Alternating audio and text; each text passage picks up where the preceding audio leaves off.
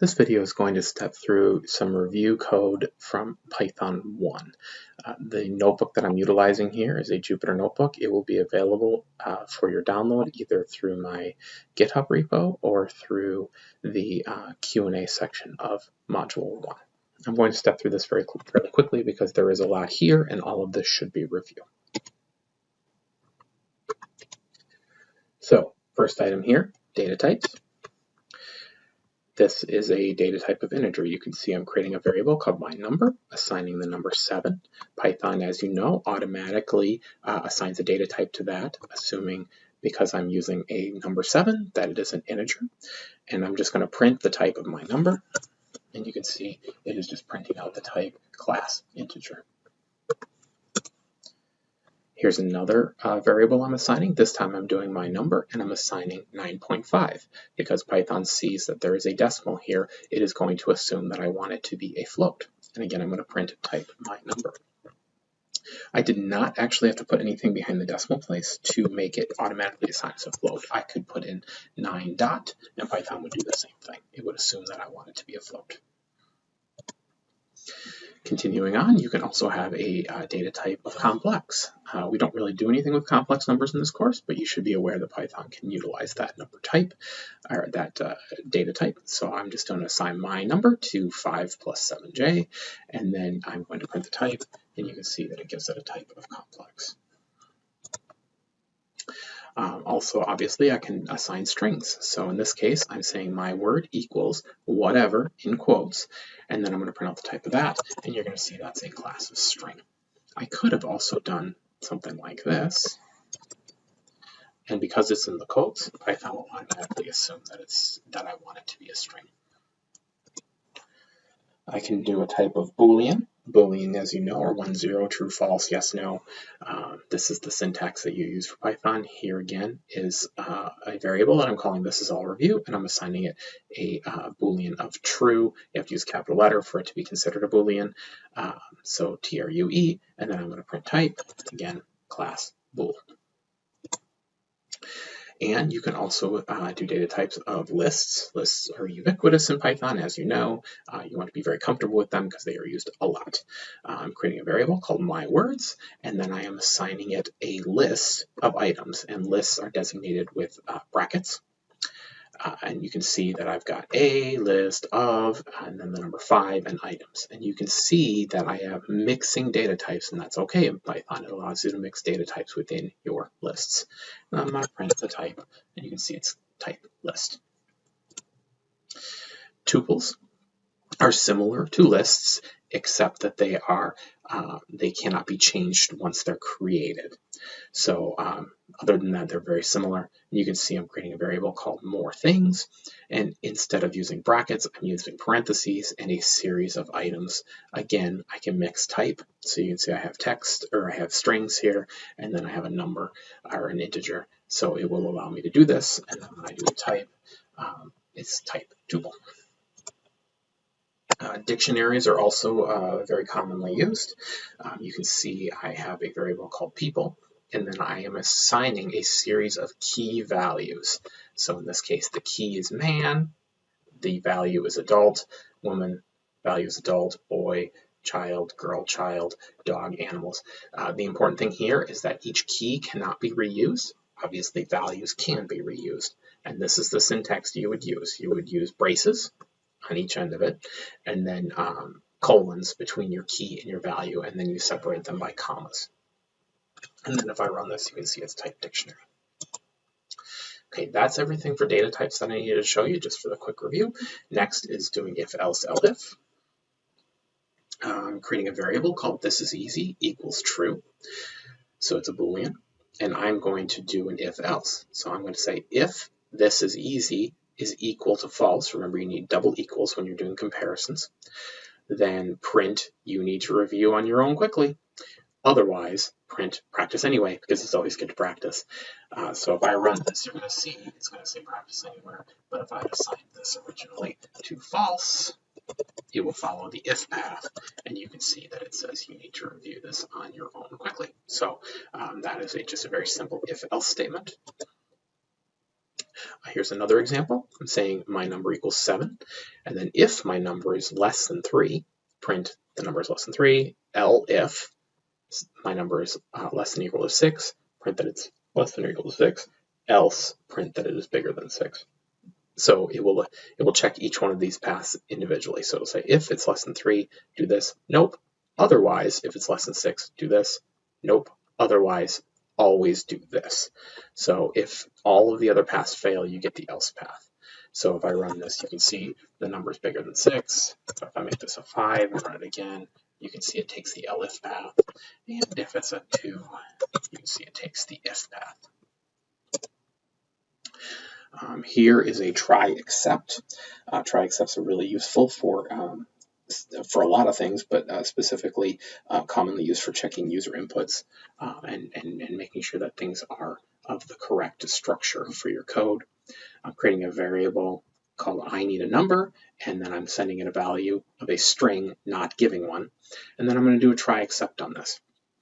So I'm going to try to do math on that variable. So I'm going to say, hey, give me 17 plus I need a number, which is a string. Now you know you can't combine an integer and a string in math. It doesn't work. So you're going to end up with the except path. And in this case, I'm just saying something has gone horribly wrong. And you can see, because I did that, something has obviously gone horribly wrong.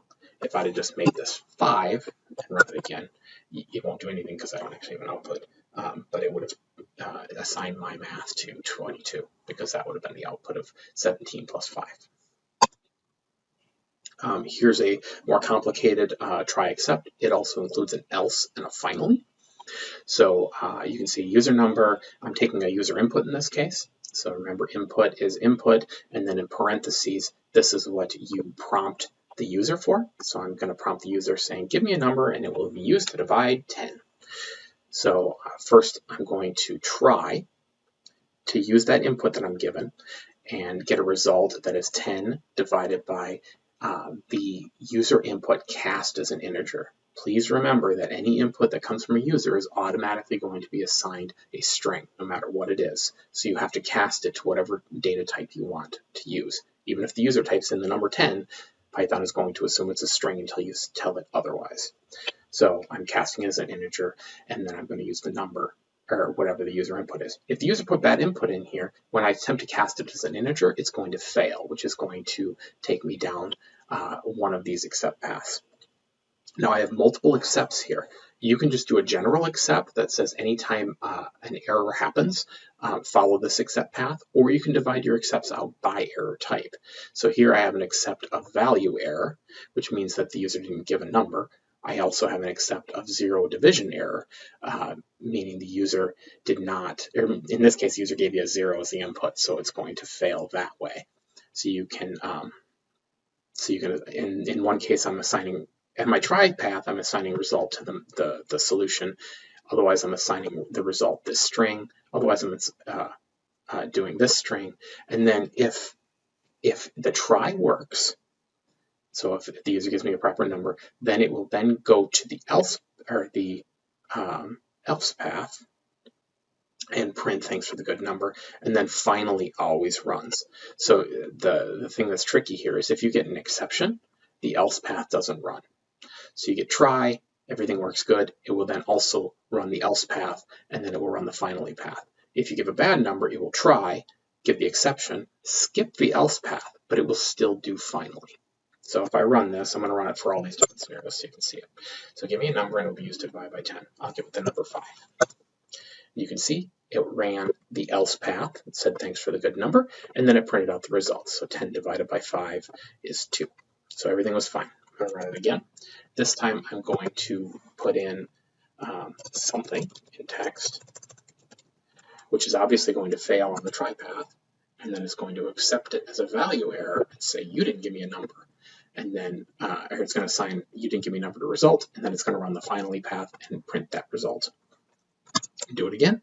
This time I'm going to put that 0 in, and it's going to say, hey, first the try is going to fail because it's going to get an exception, and then it's going to run the zero division error because that's the error that actually came up, assign result this value, and then print that result. And then one more time, I think I've already hit all the paths, so everything's fine there. So if I do 25 again, it will run the good result. So that's a more complex try except. That's all I want to show for that, but try excepts also go well with fors and while loops.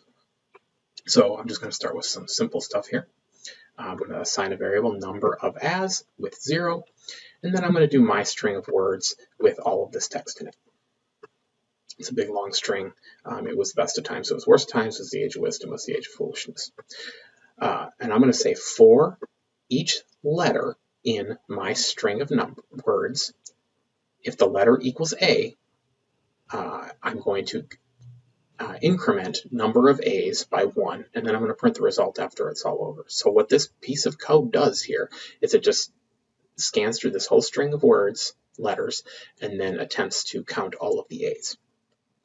Now remember, the way the for loop works is I'm saying for a value in a variable. So the way this will go is for the first step through the for loop, it's going to take the first letter, which will be I. Letter will get assigned I, and then it will say if letter is equal to A, increment, but I is not an A, so it'll skip it. And it'll keep going through this loop until you get to the end of this long string, and then it's going to print the output. And you can see there are 6 A's in this string of text. So that's a fairly simple for loop. Here's another one. I'm starting with a variable sum up equals 0, and then I'm going to say for z in range 0 to 101 with steps of 2, sum up is going to add z to sum up. So essentially what I'm doing here is I'm starting at 0. So the first time through this for loop, z is going to get assigned 0.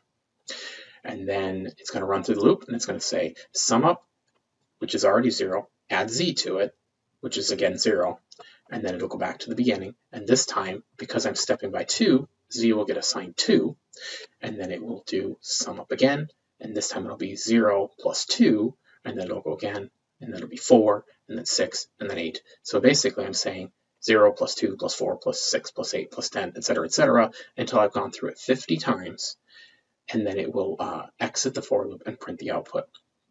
Something to note here with range, if you have forgotten, the range includes the first number in the range, but excludes the last number. So if I do 101, you're going to see I get 2550 here. But if I change this to 100, it's going to be a smaller number because it won't add that last loop through, because 100 never gets assigned to z. So just remember that. It includes the beginning of the range, excludes the end of the range.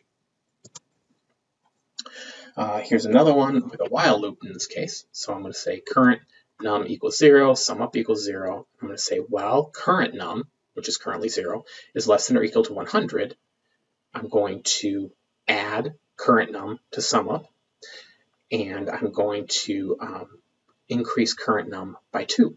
And then I'm going to print the output, and you can see here in the end I end up with 2550. So it's very similar to that for loop on the previous slide. Is just done using a while loop. So essentially the while loop will keep going around and around and around until this criteria is no longer met. So essentially once current num becomes 102, it will no longer be less than or equal to 100, and the loop will exit, and then it prints the output.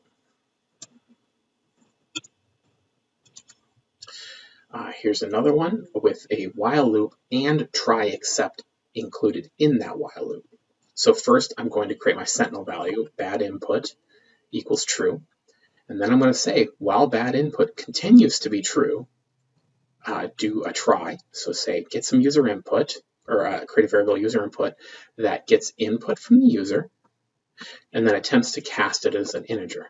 So if the person puts in a string, it's going to fail because it can't cast a string as an integer. And then we're going to get the accept path, and it's going to say that's not a number, try again. If we go down the accept path, we don't get the else path, so then we go back to the beginning again and ask the user again to print and enter a number. Once the user finally gets a number in there, try will not fail, it will succeed. So then instead of accepting, it will go to the else path, which will then assign bad input to false. And then the next time it attempts to start the loop, bad input will no longer equal true, and then we will get to print out the output. So if I run this and put in garbage text, it's going to keep failing until I finally give it a number. which case it will end the loop and print out the number. So this is a good way to keep saying, hey user, stop being stupid. Give me what I'm asking for, and then once the user finally gives you what they're asking for, or what you're asking for, it can get out of the loop. Okay, that's it for for, while, and else, and try, except, and all that. Now functions. Obviously functions are very common in all programming languages. They're used quite a bit in Python as well. You can see here a simple function. Def is how you define a function. You give it a name, and then in parentheses you tell it what inputs that function takes, and then everything tabbed in under that function is part of the function. So what I'm doing here is I'm creating a function that takes a number, and then it prints that number times 2. So I can get the double of that number. It prints that to the screen. So that's all this function does. Now I'm going to use that function. First I'm going to say run double number, and then give it an input of 7, which it will give it original number 7, and then we expect it to double it, so it'll print 14. And then I can do the same thing here. If I do 4.7, you can see that I've run the function twice. 14 is the output, 9.4 is the output. Remember, creating the function doesn't actually do anything. Calling the function is what actually makes the code run. So I have to call the function to actually do something. Here's another function called square it, very similar. It has a number come in, and then returns this time the original number squared. So remember, 2 multiply signs in a row is squaring.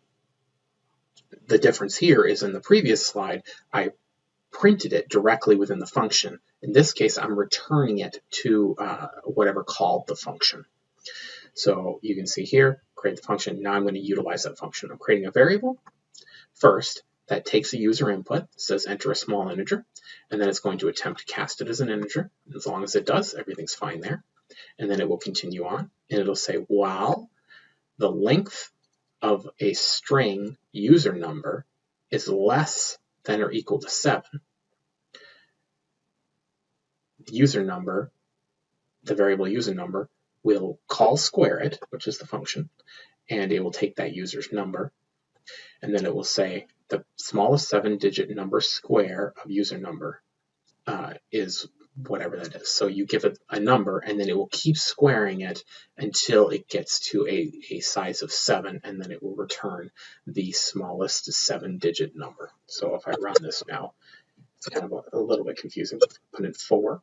It will continue to square 4 until it gets at least 7 digits. In that case, I used too big of a number. You can see I actually got more than 7 digits. There's a little bit of a bug in this code, but if I do 2,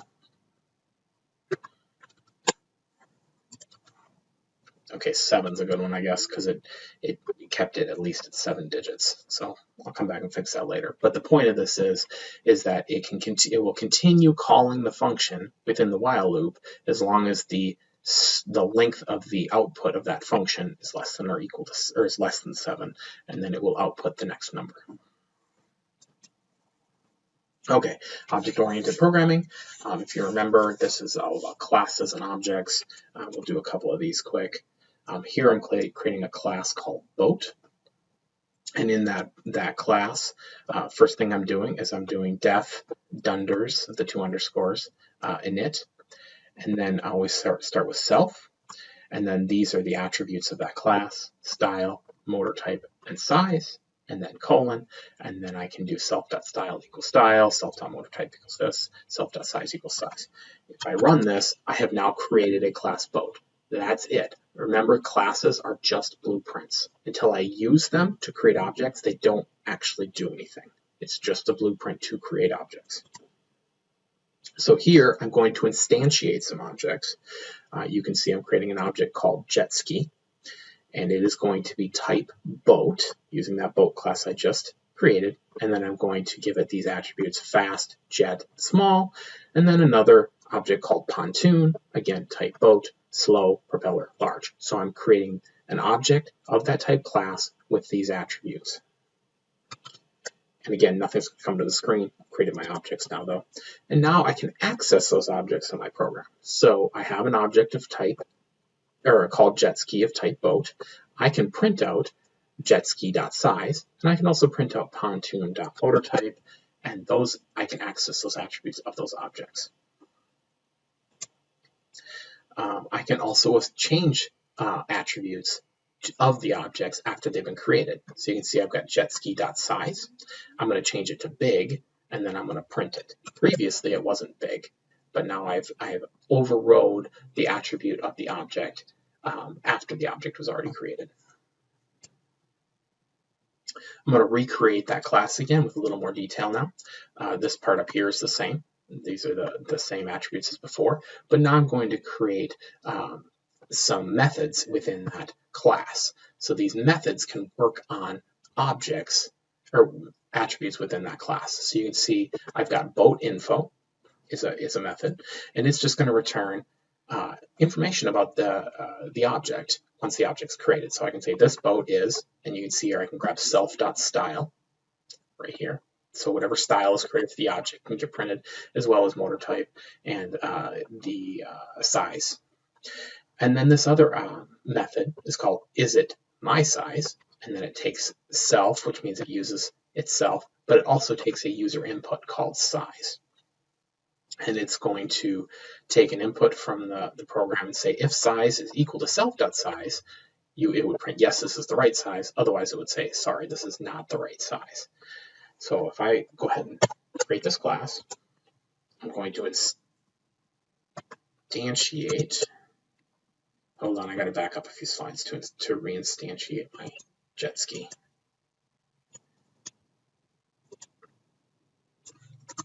There we go. Okay.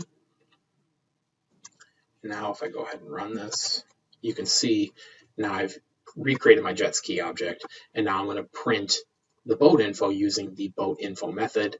You can see this boat is fast, it has jet motor, it is typically small in size. And now I'm going to say, hey, jetski.method isn't my size, and pass small in, and it's going to say yes, it is the right size because a jet ski is small, but if I put large in, sorry, it's not the right size. So the point of this is you can pass a variable into the method and utilize it within the method. Okay, unit testing. Got to be good at this because we're going to have to continue to test our code to make sure it works correctly here as well as in the corporate world. So some simple unit testing stuff. First, I'm going to create a function here called myMultiply function. It takes in two numbers and then it returns the multiplication of those two numbers. Then I'm going to test that code that I just created. So first I'm going to import unit test. And then I'm going to create a class testMyMath, and it's always unit test.testCase. And then I'm going to do test two numbers, and then this is where I'm doing my asserts. So self.assert equal, and then I'm going to call the function here, myMultiply function, with the inputs 5 and 6, and then I'm going to make sure that the output from that function equals 30. That'll tell me that my function worked correctly because I expect that 5 times 6 equals 30. So these two should end up equal, and the assert will pass them. I'm also going to test, in this case, bad inputs. So if the user sends in strings, I can assert that a type error will get raised. And then I will run the function and make that type error happen. So I'm going to send it A and B, which we know won't work. It will raise a type error. And then this will pass the test because the function fails as we expect. And then down here, this is always at the end part of your unit testing. I just want to note here, and it actually is in the notes here. In PyCharm, you would just have unit test.main open close quote. But because I'm using Jupyter Notebooks, you have to put this little arg equals bracket quote, quote, end bracket, x equals false. It's just a little extra that needs to be put in there to make it work in PyCharm or Jupyter. And you can see down here, it ran the two tests successfully. So it successfully passed and ran as it should here, and it successfully failed when we put bad input in. So we've tested this function. We can also unit test with mock. So the important thing about unit test is you cannot sit and type in your user inputs in unit test because unit tests are supposed to run automatically, not with a user sitting at a computer. So you need to be able to fake user inputs in so that it can all test automated without somebody having to be at a computer. So here's a function called user_num divided by 2. It's going to ask the user to enter an integer, cast it as an integer, and then return that number divided by 2. Pretty simple function, kind of useless really, but good for testing here. So I want to test that function. So as before, I'm going to import unit test, and at this time I'm also going to import unit test.mock, and then I'm going to cast it as mock. And then I'm going to do my unit test.test case again. And this time I am going to create a test that says with mock.patch, and I'm using built-ins.input, return value 5. So what this means is when this calls for a number, it's going to pretend like the user sent 5. So we would expect that it would return 2.5. So we're going to assert that that call ends up being 2.5. I'm going to run this so you can see that it's going to pass that test. And here's another one. I'm going to add 2 user numbers. So not just one number from the user in this case, or one input from the user, it's actually 2 inputs. It's going to say, give me a number, give me another number, cast them as floats, and then it's going to return the 2 numbers added together. And then I'm going to run it just to show how it works. I'm going to enter the number 5, number 8. You can see it returns 13 as a float because they got cast as floats. And now I want to test this function. In this case, I don't want to always do the same side effect. I'm not going to assume that the user is always going to return the exact same number. I want to be able to check some other things. So you can do it a little bit differently here. Again, unit test mock, but this time I'm going to do mock.patch built-ins input with side effects. So side effect, you can create a whatever return you want from the user in the order that it gets called. So when I assert add 2 user numbers, when this function is run, it's going to ask for a number, or it's going to ask for an input. Side effect is going to give it the first one in this list. And then when it goes to ask for another number, side effect is going to give it the second number. So it does it in the order that it's requested by the function. And we know 5 plus 8 equals 13. So we know that this test will pass. Let me run it. So that's that. Also, you can use setup and teardown for testing object-oriented programming. This is pretty important because what can happen is your objects can hang around after you run your tests. If you just create actual objects while you're testing, that's a lot cleaner to use this setup and teardown functionality. So again, I'm going to create a class car. I created, this is just a class attribute. I'm not really using it here, but purpose equals moving things. And then these are all of the attributes of the class. And then a couple of methods of the class. So there's car description and there's vehicle quality. Basically, they just each return a string. And then I'm doing it using dot format. There's a couple ways to do this, but in this case, I did it this way, where each one of the brackets pulls from the format. And you can see the first one would pull vehicle type, second one would pull fuel type, and the third one would pull self.color. I could have also just put them directly in there if I wanted to. It's just another way to do the same thing. Okay, so now I'm going to instantiate my car, and it's going to be a truck, gas, white, and then I'm going to print out the description. See, a truck has a gas engine and is white. So pretty simple. And now I want to test it. So again, import unit test. And then I'm going to do my normal unit test case, and then I'm going to do setup and teardown. Now, these are special functions within unit testing. You need to note here, setup is camel cased, lowercase s, uppercase u. If you don't get that right, it won't work correctly. Same thing with teardown, it's camel case, lowercase t, uppercase d. And for each one of these, I'm going to, first setup, I'm going to create a vehicle. So self.fakeVehicle equals, and then I'm going to instantiate an object of type car. The important thing is that this car only exists within the context of my unit test.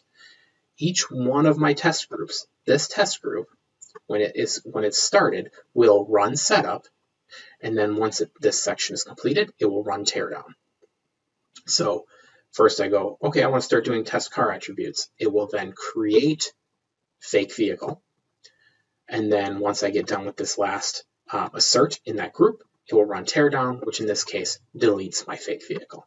So I get a clean object for each one of my test groups. And once all the testing is done, the object no longer exists. So it keeps my code a lot cleaner. So here we go. If I run it, self-assert.equal, it's just going to assert, hey, is self.fake vehicle type truck, fuel gas, color white. So I'm checking all the attributes to make sure they work correctly. That should pass all those because we know that.